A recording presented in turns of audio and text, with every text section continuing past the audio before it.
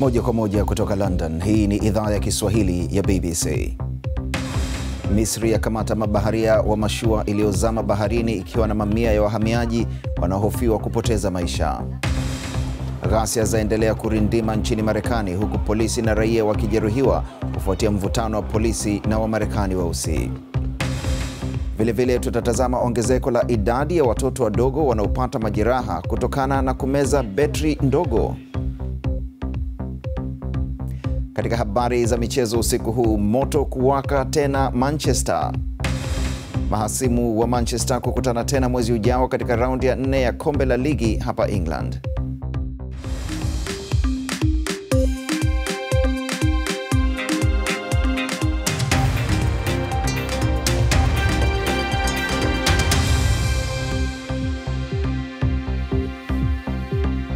Hujambo na karibu katika Dira ya Dunia kutoka idhaa ya Kiswahili ya BBC, ikikuletea dakika 30 za habari, maelezo, uchambuzi, maoni pamoja na michezo. Jina langu ni Salim Kikeke nikiwa hapa London. Serikali ya Misri imekamata mabaharia 4 wa mashua iliyozama katika bahari ya Mediterranean siku ya Jumatano, na inahofiwa mamia ya wahamiaji wamekufa wakati boti hiyo ikijaribu kufika Ulaya. Mabaharia hao wanazuiliwa kwa tuhuma za kuua bila kukusudia na magendo ya kusafirisha watu, huku wafanyakazi wengine wakitafutwa. Walionusurika wamesema kulikuwa na kiasi cha watu 500 katika boti hiyo, huku wengine wakijaribu kujazana katika chombo hicho wakati kikisubiri kuondoka katika bandari ya Rosetta na kuelekea Italia. Kiasi cha watu 170 ndio wameokolewa. Suluma Kasim anatuarifu zaidi. Hisia na uchungu mwingi sana katika eneo la bandarini ambako walinusurika na baadhi ya miili ya wale waliofariki kiletwa. Haya ndio masaibu yaliyoifika boti iliyoachwa nje ya mwambao kwa siku kadhaa, wakati watu zaidi wakijazwa ndani yake. Ukiwa unataka koti la kujiokoa, inakubidi ulipe pesa zaidi. Baadhi walionusurika ambao wameletwa hospitali wamefungua pingu katika vitanda vyao ili kuwazuia wasikimbie. Kumekuwa na hasira kubwa sana dhidi ya watu wanaofanya magendo ya kusafirisha watu ambao wamechukua pesa za watu hawa na kuwaacha wafe. Boti ilianza kupinduka, halafu sehemu moja ikavunjika na boti ikawa imelala upande mmoja. Wale waliojua kuogelea waliondoka na wanawake na watoto wakaachwa nyuma. Wasafirishaji hao wanachukua dhambi za watu. Wao wanajali pesa tu basi. Kumekuwa na madai kwamba boti za walinzi wa pwani zilibaki tu bandarini wakati watu wakizama baharini. Baadhi ya watu wamesema polisi huwa wanapokea hongo kila mwezi kutoka kwa watu wanaofanya magendo ya kusafirisha watu ili wafumbie macho yanayotendeka. Hadi kufikia usiku, bado walionusurika wanaendelea kuletwa ukingoni.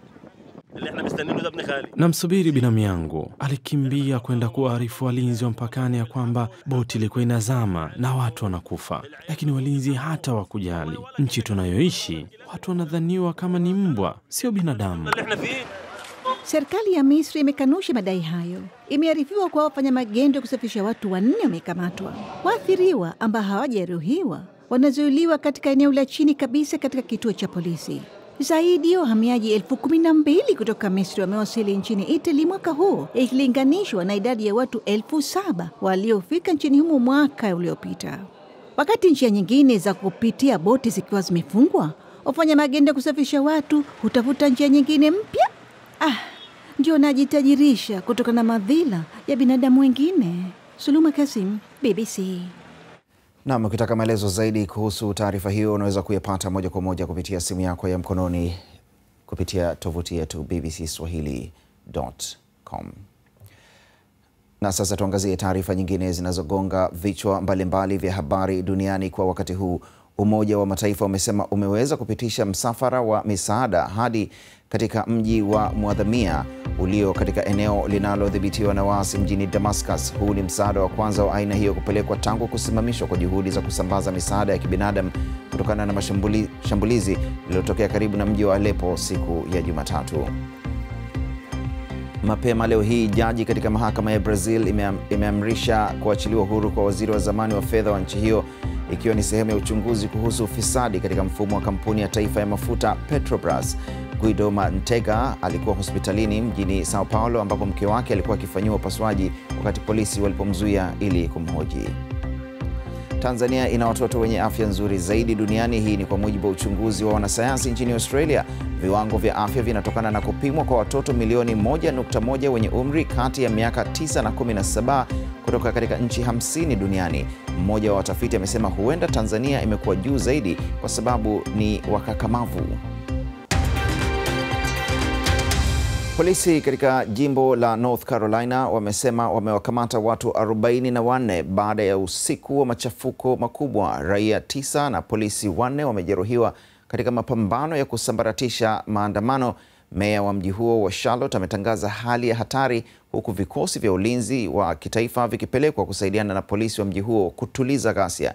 Ni siku ya pili ya maandamano na vurugu kwenye mji huo, hii ikiwa ni baada ya polisi kumuua mtu mmoja mweusi siku ya Jumanne. Polisi wanadai kuwa Bwana Keith Lamont Scott, baba wa watoto 7, alikuwa na bastola na hakutekeleza amri ya kuiweka chini silaha yake. Familia yake inasema hakupewa tahadhari. John Solombi ana maelezo zaidi. Usiku wa pili wa machafuko ndani ya mji huu ambao tayari taharuki ilishakuwa kubwa. Polisi wanatumia nguvu kusambaratisha maandamano na kabla ya saa 3 usiku ghasia zinazuka upya. Taarifa za awali zinasema mtu mmoja ameuliwa katika kile ambacho mamlaka inasema ni raia kumuua raia mwenzake, lakini baadaye ilijulikana mtu huyo alikuwa mzima na yuko kwenye chumba cha wagonjwa mahututi. Kadri jioni inavyoingia, polisi wanazidi kuendelea kupambana na waandamanaji kwa kuwamwagia maji na mabomu ya kutoa machozi. Hasira miongoni mwa waandamanaji inaonekana wazi. Kile tunachokiona ni ukatili wa polisi. Unaona kile kinachotokea baada ya polisi kutumia nguvu. Hawa wameajiriwa na fedha za walipa kodi kwa ajili ya kutulinda. Lakini wengine kwenye mkusanyiko huu wapo wanaojaribu kutuliza hali. Sote tuna umuhimu. Bado nawapenda. Sawa. Hali ya hatari imetangazwa kwenye mji huu wa Charlotte wakati meya akijaribu kutaka uwepo utulivu. Hivi sivyo tulivyo watu wa Charlotte, na matumaini tutamaliza maandamano haya. Tutarejea kwenye maandamano ya amani na kukaa katika meza ya mazungumzo. Wengi kwenye jamii ya watu weusi hawaamini madai ya polisi juu ya kifo cha mwanaume wa miaka 43 Keith Lamont Scott aliyefariki hapo Jumanne. Polisi wanadai alikuwa na silaha, lakini familia yake inasema hakuwa amebeba chochote zaidi ya kitabu. Mauaji ya Keith Lamont Scott yamegusa hisia na matabaka mbalimbali yameungana pamoja kulaani tukio hili. John Solombi, BBC. Twende sasa Marekani katika mji wa Charlotte. Tungane na Esther Nshange, mkazi wa mji huo. Asante sana Esther kwa kuweza kuzungumza nasi. Tumeona hizo picha za vurugu na ghasia. Hali ikoje hivi sasa hapo ukiangalia nje? Hali ni tulivu. Wananchi wanajaribu kutoa wasiwasi na kuanza kujua ukweli ni nini kinaendelea, lakini ni ngumu kwa sababu mapolisi jana waliwarudisha watu nyumbani. Maandamano yalikuwa ni makubwa, lakini wengi walipigwa na bomu ya machozi wakarudishwa nyumbani. Kwa hiyo na leo bado maandamano yapo, lakini sio makubwa kama jana, na wengi wamerudi katika shughuli zao za kawaida, lakini wananchi bado wana hasira na wanataka kujua nini hatima ya watu weusi katika jimbo letu au sehemu zetu za kazi na majumbani mwetu kadhalika. Naam, Esther, katika siku hizi mbili za machafuko ulipata tatizo lolote labda pengine kwenda katika shughuli zako za kila siku? Hapana, kulikuwa hamna kitu kama hicho, lakini kuna wasiwasi wa kwenda mjini, ulikuwa huwezi ukaenda, kulikuwa kuna vurugu nyingi, watu wengi wenye magari binafsi walivunjiwa, barabara zilikuwa zimefungwa, kulikuwa kuna traffic kubwa. Mimi ilini affect kwa traffic tu kwamba foleni ilikuwa kubwa sana. Esther, wewe ni Mwafrika, rangi yako nyeusi, na tunaona mzozo huu zaidi ni polisi na watu wenye ngozi nyeusi kama wewe, ingawa sio Marekani mweusi, lakini umekutana na tatizo lolote kutokana pengine na rangi yako? Hapana, sijakutana na hilo kitu, lakini kutokana na community nayoishi tunaona kuna ubaguzi upo. Na hali hiyo haikupi wasiwasi pengine siku moja unafikiri labda utaweza kukutana nayo? Oh yeah, na hakika tutakutana nao, lakini kimsingi lazima ujue sheria. Sheria inafuata mkondo, na kikubwa ndio kinachosababisha kwamba kama sheria inasema kitu fulani lazima ufuate. Kwa hiyo mara nyingi kuuawa kwa sisi, usipofuata sheria utauawa. Ukiambiwa weka mikono juu, lazima uweke mikono juu. Kwa hiyo najitayarisha, inaogopesha. Nyinyi raia pengine wa Afrika Mashariki huwa mnakaa na kujadili na kusema mtawezaje kukabiliana na hali kama hizi kama zitatokea?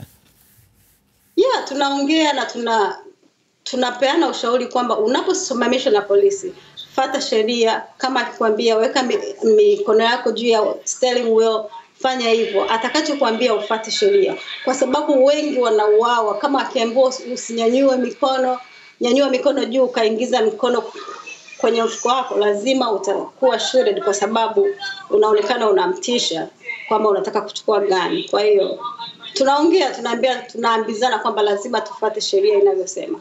Nashukuru sana Esther kwa kuzungumza nasi. Esther Nshange, huyo mkazi wa mji wa Charlotte. Kumbuka matangazo yetu ya radio unaweza kuyapata moja kwa moja kupitia tovuti yetu maridadi kabisa bbcswahili.com. Hii ni idhaa ya Kiswahili ya BBC London.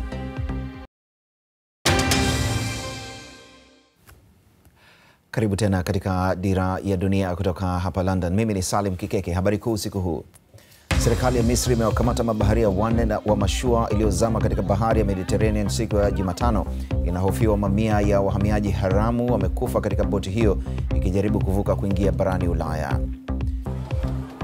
Polisi katika jimbo la North Carolina wamewakamata watu 44 baada ya usiku wa machafuko makubwa. Raia 9 na polisi 4 wamejeruhiwa katika mapambano ya kusambaratisha maandamano. Naam, zinaweza kuwa ni ndogo sana lakini zinasababisha hatari kubwa. Ni onyo kutoka kwa madaktari wa hapa Uingereza juu ya hatari ya betri ndogo za duara zinazotumiwa kwenye saa, wanasesere na hata kadi za salamu. Hospitali nchini Uingereza zimeshuhudia ongezeko la idadi ya watoto wanaopata majeraha na madhara makubwa baada ya kumeza betri hizo, na matokeo yake yanaweza kuwa ya kutisha. Zawadi Machibia anasimulia zaidi. Katarina ni mtoto mwenye udadisi kama mtoto yeyote mwingine. Mwezi uliopita alifanikiwa kufungua mfuniko wa kifaa cha kuchezea kilichokuwa na betri na kisha kuimeza. Sioni betri, naona mfuniko wake. Ni kama remote hii. Unachoona hapa ni kifaa cha udhibiti, lakini ndani yake ina betri. Kipimo hiki cha X-ray kinaonyesha betri imekwama kwenye koo lake. Madaktari waliiondoa baada ya saa 3, lakini tayari ilishamuunguza na kufanya shimo kwenye tundu la kupitishia hewa. Sasa anakula kwa kutumia mpira na anahitaji upasuaji mkubwa kujaribu kufanya marekebisho koo lake. Betri hizi kama vifungo zinapatikana kwa kiasi kikubwa kwenye vitu kama rimoti, saa za wanasesere na kwenye kadi za salamu.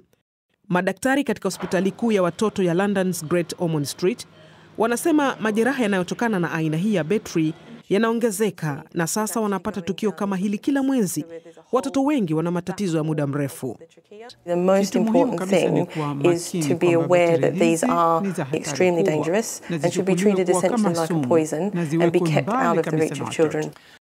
Na kwa mfano huu, kwa kutumia kipande cha nyama, inaonyesha namna gani betri inavyounguza koo la mtoto. Angalia jinsi inavyotengeneza magadi. Hatimaye nyama yote itaungua.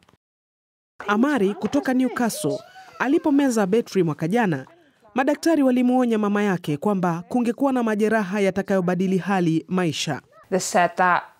Walisema kama koromeo lake limeharibiwa, hangeweza kuwa na sauti. Wakasema pia kama upasuaji ukifanikiwa, hangeweza kula tena kwa sababu koo lake huenda likawa limeharibiwa vibaya sana.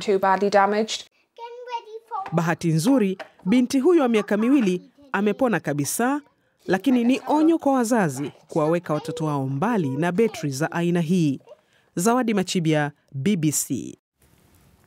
Na ripoti ya utafiti wa hivi karibuni uliofanywa na asasi ya British Council umeonyesha vijana walio wengi nchini Tanzania wanataka kusikilizwa na kushirikishwa katika maamuzi, na hawataki tena kauli za kusema tunajenga maisha ya baadaye ya vijana au kuwajenga vijana. Asasi hiyo inaendesha mradi unaotazama masuala ya vizazi vijavyo na kuwapa vijana sauti, ujulikanao kama The Next Generation. Vijana wanajumuisha 60% ya idadi ya watu wote nchini Tanzania, idadi inayokaribia milioni 50 kwa sasa. Ukosefu wa ajira ni tatizo kubwa katika nchi hiyo, huku 12% ya watu wote wenye uwezo wa kufanya kazi wakiwa hawana ajira, na wengi wao ni vijana. Ili kuwapa ajira vijana wote, Tanzania inahitaji kubuni nafasi 800,000 za ajira kila mwaka, jambo ambalo ni mtihani mkubwa, na kwa hivyo wengi inabidi kufikiria kujiajiri wenyewe. Naam, tuzungumzie hilo sasa, na hapa studio ni naye Constantine Manda, mwanafunzi katika chuo kikuu cha Yale nchini Marekani, akichukua shahada ya uzamivu, ambaye alialikwa kuja kuzungumzia hali hiyo inayokabili Tanzania katika Chatham House. Karibu sana Constantine. Asante. Mambo gani hasa makubwa ambayo yalijitokeza kuhusiana na swala la vijana? Jambo kubwa kabisa ni maoni ya vijana juu ya ajira. Vijana wengi sana wameongelea kuhusu kutokuridhishwa na ukosaji wa ajira kwa ajili ya vijana. Kwa hiyo wanajaribu wenyewe kufikiria jinsi ya kujiajiri, jinsi ya kuingia katika biashara. Lakini hilo ni tatizo la ulimwengu mzima, sio? Naam. Naam. Hususan Tanzania, kwa sababu tatizo ni kwamba uchumi kama mdogo kama wa Tanzania unakuwa hauna nafasi nyingi sana za ajira, ikiwemo kwa watu wazima, lakini hususan kwa vijana. Kwa hiyo mara nyingi unakuta vijana wanakuwa hawana ajira, na kwa sababu elimu pia inakuwa ni hafifu, unawakuta wengi wamekaa tu mitaani. Kwa hiyo tatizo linaanza, ajira hakuna, lakini vijana hawa wanaotaka kushirikishwa wana pengine uzoefu na elimu ya kutosha? Naam, elimu ni ya kutosha kusema za ukweli, lakini tatizo pia ni kwa sababu uchumi haukui kwa kutosha. Kwa hiyo inakuwa ni vigumu kwa vijana kuhusishwa katika uchumi kikamilifu kama ipasavyo. Na vijana wengi tumeona katika hiyo taarifa kwamba wanalalamika kwamba wanatumiwa zaidi kisiasa. Naam. Naam. Vijana wengi kwenye utafiti huu unaonesha kabisa, maoni yao ni kwamba wanasema kwamba katika jamii zao unakuta hawatumiki kwa ajili ya vitu muhimu. Kwa hiyo hawaridhishwi katika kutumika na wanasiasa. Vitu muhimu kama vipi? Katika kufanya maamuzi muhimu katika jamii, kuchagua mambo ya ardhi, mambo ya mali na kadhalika, mambo ya biashara. Kwa hiyo wanataka na wenyewe pia waheshimike kama viongozi wa jamii. Kwa hiyo wanatumika labda pengine katika kampeni tu za kisiasa na nini, lakini hawanufaiki na kitu chochote. Naam. Sasa suluhisho nini? Suluhisho kwa kweli ni kujaribu kuhamasisha wanasiasa, kujaribu kuhamasisha vijana kuweza kuwa kama sio kwamba kuonekana kwamba wao ni vigezo katika maendeleo ya nchi, lakini wawe ni kama equal partner katika maendeleo. Asante sana. Na wewe ni kijana, uko Yale, unarudi lini Tanzania? Mimi natarajia kurudi nikishamaliza mwaka wangu wa pili mwakani. Mwakani? Naam. Kila la heri. Asante sana Constantine Manda. Huyo. Asante. Anasoma chuo kikuu cha Yale nchini Marekani. Katika habari za michezo baadaye kidogo, Lionel Messi kukosa kwa wiki kadhaa mechi kufuatia kuumia katika mchezo wa jana uliomalizika kwa sare dhidi ya Atletico Madrid. Tutakuwa na habari hiyo na nyingine kadhaa za michezo muda si mrefu kutoka sasa. Mimi ni Salim Kikeke.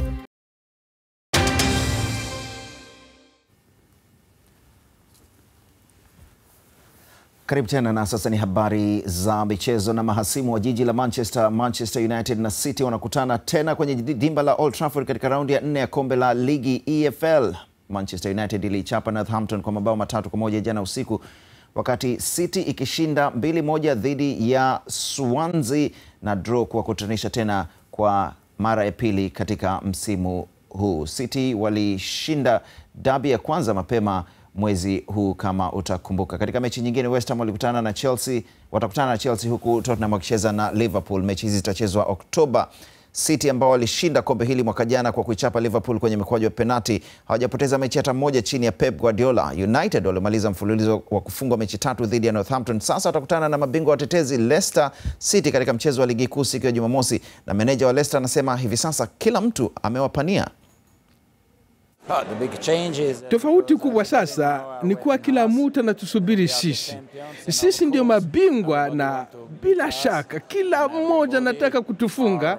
Wanawaza hilo tu, lakini ni sawa tu. Mshambuliaji wa Watford Isaac Success ametajwa katika kikosi cha timu ya taifa ya Nigeria kwa mara ya kwanza. Nigeria watakutana na Zambia Oktoba 9 katika mchezo wa kufuzu kucheza kombe la dunia 2018. Success ambaye alichezea timu ya vijana na kusaidia kushinda kombe la dunia chini ya miaka 17 mwaka 2013. Mchezaji mwenzake lakini Odion Igalo ameachwa kwa sababu anakwenda kwenye mazishi ya baba yake siku moja kabla ya mchezo huo. John Obi Mikel pia amejumuishwa katika kikosi hicho licha ya kutocheza mechi hata moja kwa Chelsea msimu huu. Na mshambuliaji wa Barcelona Messi atakuwa nje kwa wiki 3 baada ya kuumia nyonga kwenye mchezo dhidi ya Atletico Madrid. Messi aliumia katika dakika ya 59 baada ya kukwatuliwa na Diego Godin. Alikosa mechi ya kufuzu kombe la dunia dhidi ya Venezuela mapema mwezi huu kutokana na jeraha kama hilo, lakini amecheza mechi 5 za La Liga msimu huu. Messi huenda karejea uwanjani katika mechi ya klabu bingwa Ulaya dhidi ya Manchester City Oktoba 19. Mwisho wa habari za michezo. Naam, piga picha. Glasi unayotumia kunywea kinywaji au whisky yako imetengenezwa kutokana na chupa ya whisky uliyotupa. Katika mji wa Kilifi ulioko pwani ya Kenya, msanii katika fani ya kuchonga na kuunda bidhaa amewavutia watalii kwa kutumia chupa zilizotupwa na vifuu vya nazi kuunda bidhaa mbalimbali zinazoweza kutumiwa majumbani. Fernando Mondi anatuarifu zaidi. Huo ni mlio wa kulinda mazingira. Harrison Menza anajiita msanii na sanaa yake ni kukusanya vitu vilivyotupwa na kuviunda kuwa vifaa vyenye matumizi. Hapa anatengeneza pambo zuri kutoka fuvu la nazi kwa ajili ya biashara. Utaalamu wake Harrison pia unahusisha chupa. Anaweza kugeuza chupa ya mvinyo ikawa glasi ya kunywea kinywaji au chombo cha kuwekea maua. Mazingira nimesaidia sana mimi naona. Kwa sababu ukiangalia hakiozi. Na pale kilipo pia kiko na hatari, cheza kachinja mtu. Alafu na hivi vifuvu huku kwa pikwa mambo ya maharagwe na nini ya nazi. Sasa wale ambao majirani nimeanza na wao wale wa karibu kwa hivi vifuvu kishakata wewe nieke. Bidhaa aliyotengeneza ni ya kupendeza. Kama si yeye, vipande hivyo vingekuwa kwenye jaa za takataka ambako wakazi wa Kilifi hutupa chochote kuanzia mabaki ya vyakula hadi kemikali. Hapa ndipo safari yake Harrison huanza kutafuta chupa pamoja na vijidude ambavyo vitamfaa kutoka kwenye majaa ya takataka yaliyo karibu na makao ya watu pamoja na mikahawa.